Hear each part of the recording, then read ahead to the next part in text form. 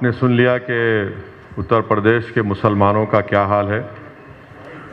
मैं उन तमाम डेटा को दोहराना नहीं चाहता हूं, मगर एक दो बातें शायद आमिर भाई थोड़ा बोलने से जल्दबाजी में शायद मिस हो गई। उसमें यह कि मुस्लिम ओबीसी समाज का जो डेटा है गवर्नमेंट एम्प्लॉयमेंट में, उनको भी उसमें शेयर नहीं मिल रहा है। जो मुस्लिम ओबीसी को रिजर्वेशन मिलता है, जो आप देखेंगे रिपोर्ट के पेज नंबर 15 पर है, उसको आप देख लीजिए।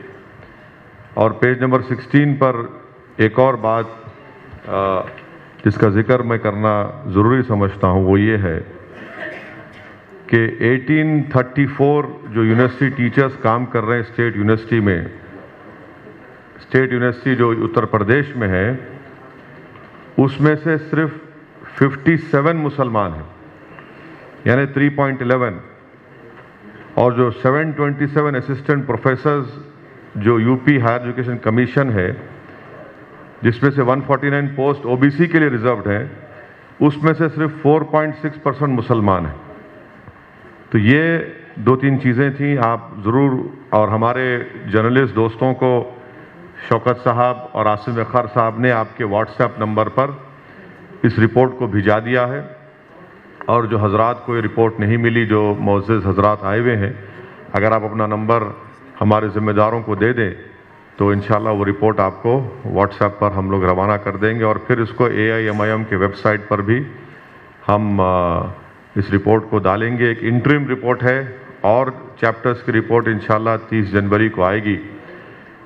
आखिर में मैं सिर्फ यही बताना चाह रहा हूं कि ये डेटा साफ तौर पर बताता है कि उत्तर प्रदेश के मुसलमानों से अपीसमेंट नहीं हुआ है। उत्तर प्रदेश के मुसलमानों से, जो हिंदी का वर्ड है, अगर मुझे माफ़ कर दिया मैं गलत कर रहा हूँ, तुष्टीकरण जो कहते हैं वो नहीं हुआ है, बल्कि उत्तर प्रदेश के मुसलमानों का एक्सप्लॉयटेशन हुआ है, डेलिबरेट डिस्क्रिमिनेशन हुआ है, और इसके जिम्मेदार सब पॉलिटिकल पार्टीज हैं।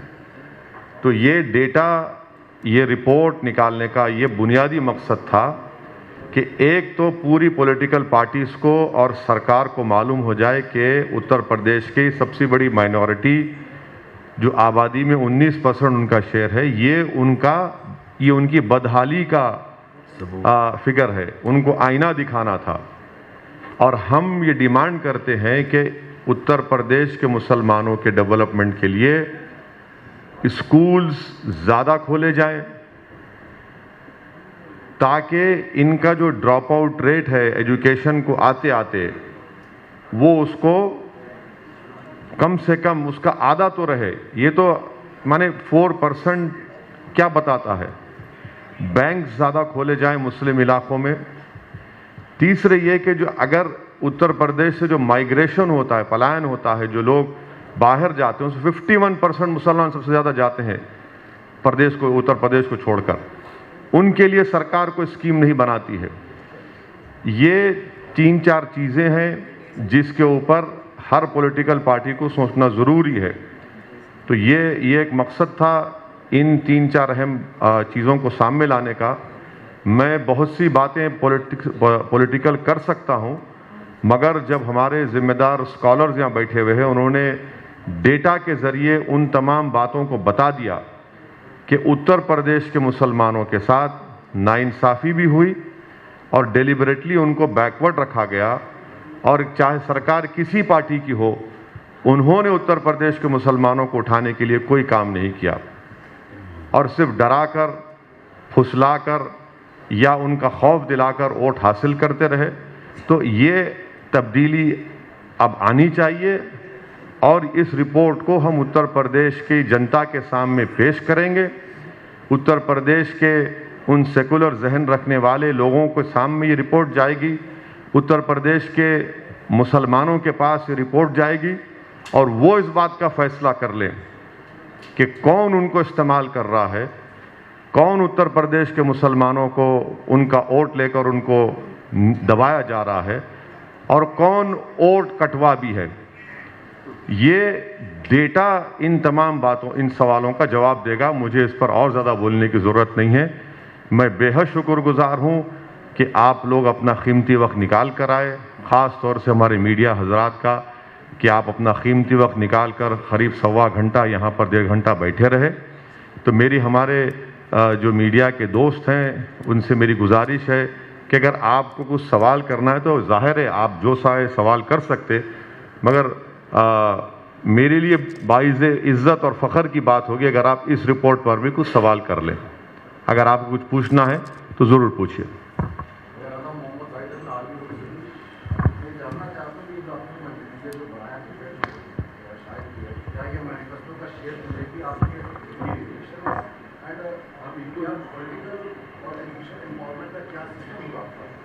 देखिए, ये हम MIM पार्टी कभी इलेक्शन मैनिफेस्टो आज तक नहीं निकाली।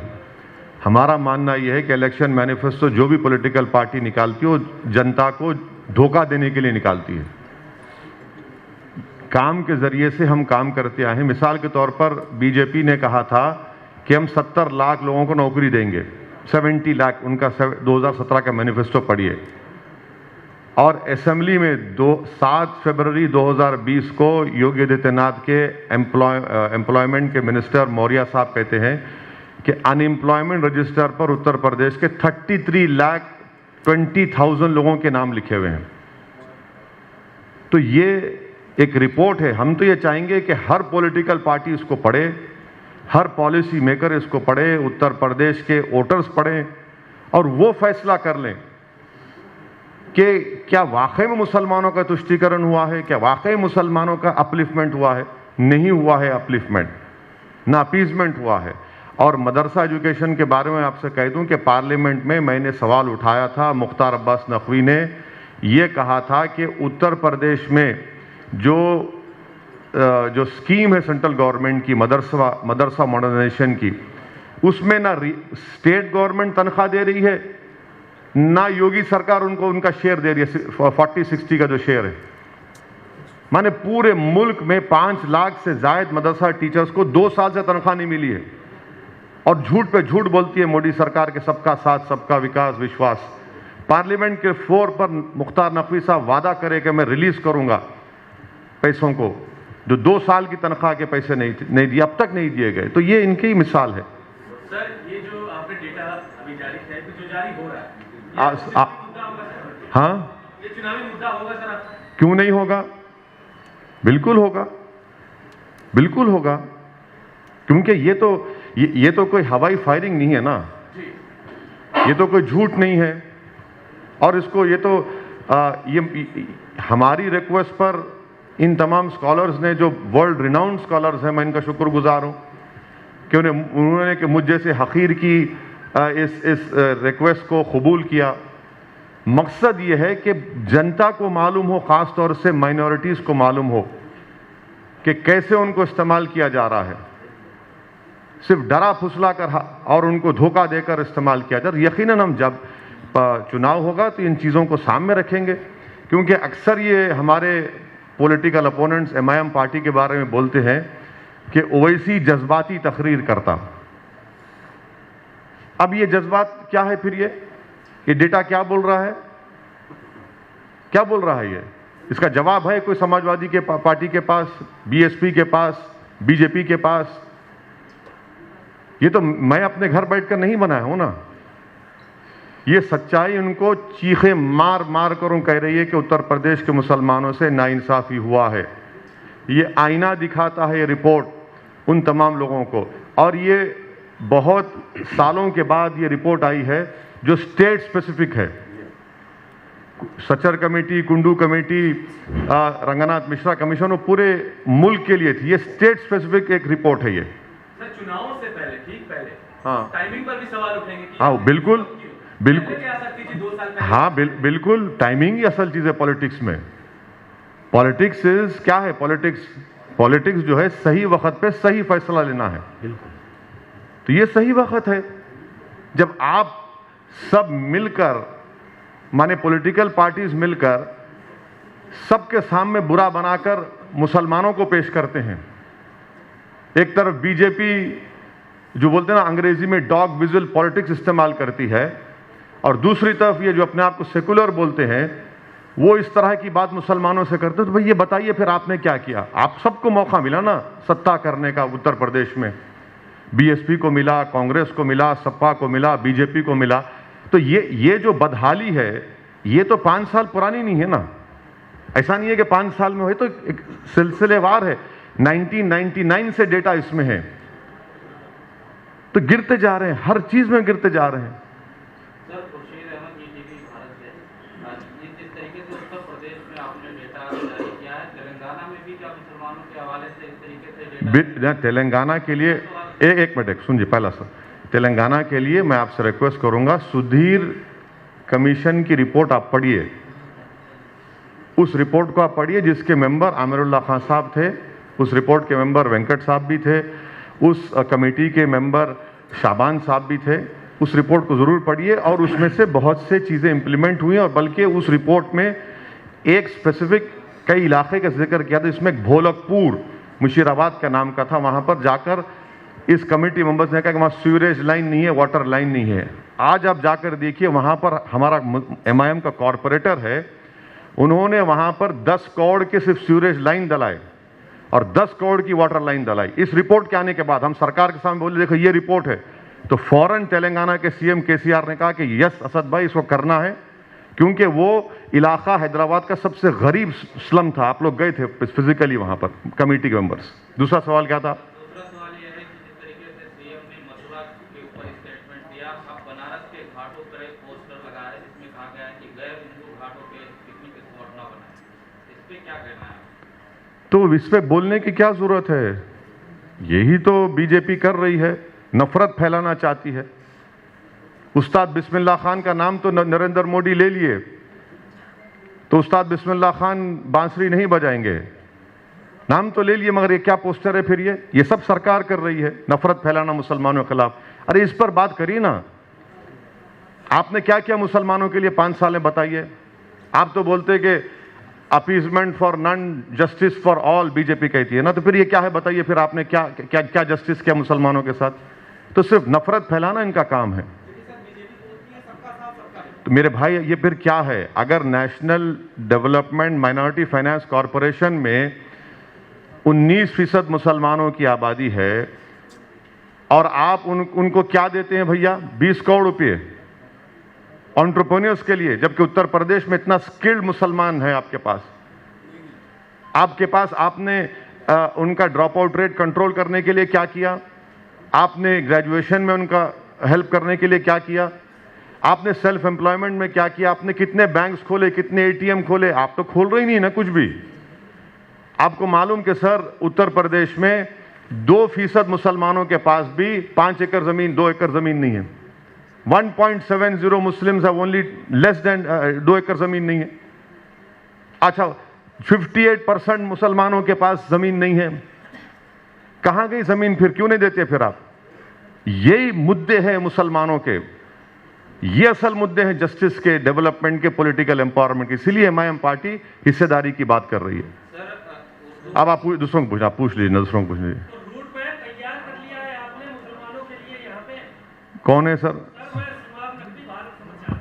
देखिए, ये रूट मैप नहीं है, ये एक अपलिफ्टमेंट और इनजस्टिस की रिपोर्ट है, और उसको, इस इनजस्टिस को खत्म करने के लिए इन तमाम जो सब्जेक्ट्स और चैप्टर्स पर जिम्मेदारों ने, स्कॉलर्स ने काम किया, उसके ऊपर इंप्रूवमेंट करना है, और हम इसके ऊपर बात करेंगे, बोलेंगे। सर एक सवाल, पॉलिटिकल सवाल है जी। आपने गोलीबारी ऐप को लेकर अपनी कई सवालों में बोला हुआ है।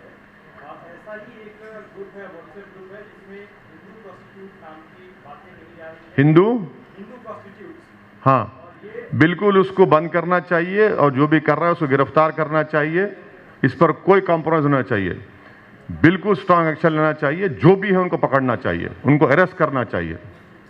पंजाब में प्रधानमंत्री के दौरे को लेकर के बड़ा इशू चल रहा है, कोई कह रहा है सुरक्षा के। कौन है भाई आप? मेरे लाइट। मैं शबाब हूं, न्यूज़ 18 से। हाँ, प्रधानमंत्री मोदी के दौरे को लेकर के देखिए, मेरा बोलना यह है कि प्रधानमंत्री की सिक्योरिटी की ब्रीच हुई है, नंबर 1।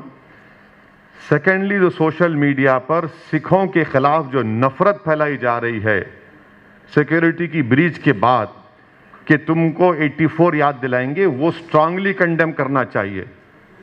वो सरकार का मामला है ना, एसपीजी और स्टेट गवर्नमेंट का मामला है, मगर सिखों को क्यों बीच में लेके आ रहे हैं इसमें आप?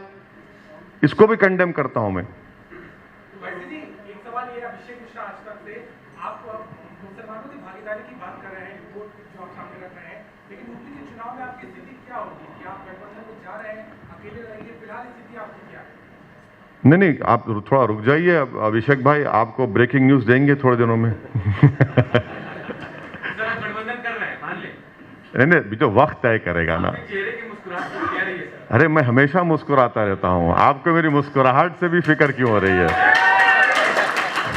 खुशी बता रहे हैं क्या? नहीं सर, ऐसा नहीं है। देखिए, मैं हमेशा हर हाल में खुश रहता हूं, हर हाल में खुश रहता हूं, क्योंकि मेरा काम मेहनत करना है, बाकी का ऊपर वाले के हाथ में है। तो आप हिमायती हैं सर मुसलमानों के, और कई पार्टियां। नहीं, मैं सुनिए, मैं सिर्फ मुसलमानों का हिमायती नहीं हूं, मैं हर मजलूम, कमजोर, जो मजलूम है उसका हिमायती हूं। ये गैर जरूरी कि मेरे चेहरे पे दाढ़ी और टोपी देकर ये कंक्लूजन मत आ जाइए। जी, आप पर ये आरोप बड़ा पुराना लगता आया है, जैसा कि जहां चुनाव को लेकर के लगता है। आप वहां पर गए, 5 सीटें आपने जीत ली और आरजेडी गठबंधन को हटवा दिया। कुछ वैसा ही उत्तर प्रदेश में बीजेपी के इशारे पर कर रहे हैं और आपको फंडिंग भी इसके लिए अलग से की जाती है। बिल्कुल, आपके ही घर में वो तय हुआ ना। अभी तक आप 90% रख लिए, खाली 10% आप मुंह मिठाई दिए मुझे। आप ही के घर में हुआ था वो डील, क्यों भूल रहे हैं आप? कहाँ है 90%? लाके दीजिए, हमको भी जरूरत है इलेक्शन में। अगर आप मुझे नहीं देना चाहते तो आसिम वखार को दे दीजिए, लखनऊ में रहते हैं,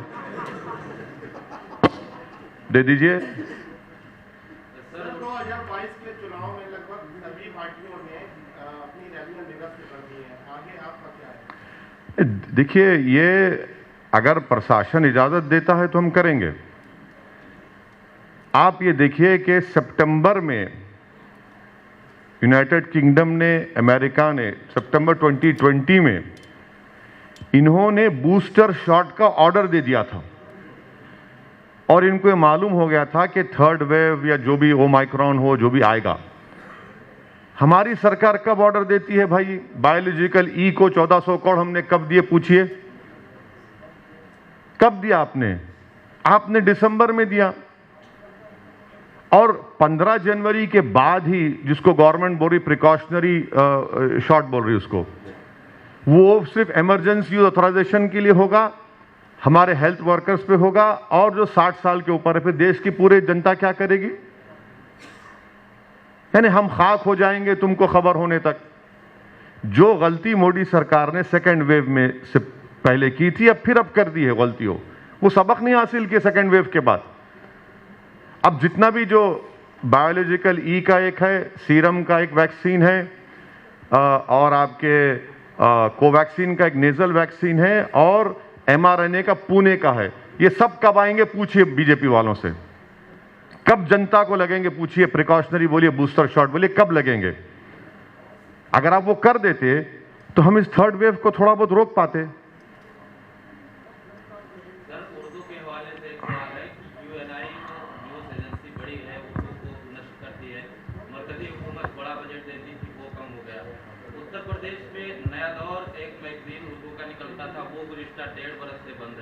उत्तर प्रदेश में कई उर्दू मीडियम स्कूल हैं जो बंद हो चुके हैं और उसमें टीचर्स नहीं है।